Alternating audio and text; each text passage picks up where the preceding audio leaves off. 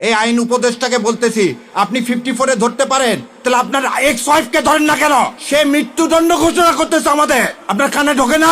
বেঈমান কোথাকার, হাতির রক্তের সাথে বেঈমানি করে আপনি 54 প্রয়োগ করে আবার সেই কি করতেছেন, দাড়ি টুপি আলাদা ধরতেছেন।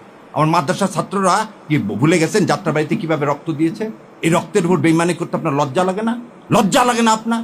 এবার আসে যে বাংলা এডিশনের প্রতিষ্ঠাতা কে? ইলিয়াস। ধরে নিলাম তিনি প্রভোকেট করছেন, তিনি প্রভু করার জন্য এই বিল্ডিং ভেঙে দিছে কে?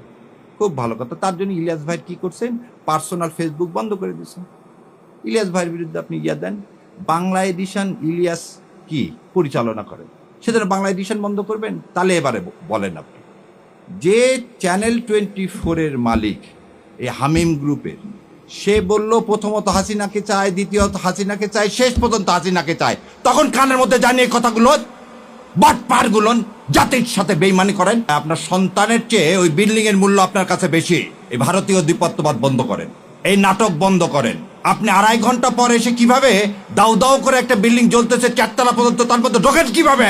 তাহলে আপনি জানেন কারা আগুন দিয়েছে? এই আগুনের সহযোগী আপনি।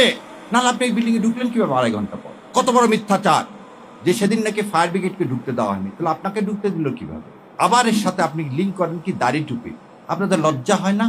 যাত্রাবাড়িতে দেখেন, যাত্রা আপনি একটা জিনিস বলেন, সেরাটনে সামনে বিআরটিসি বাসে গান পাউডার দিয়ে আগুন ধরে জীবিত মানুষগুলোকে পুড়ে মারল কে? আওয়ামী লীগ।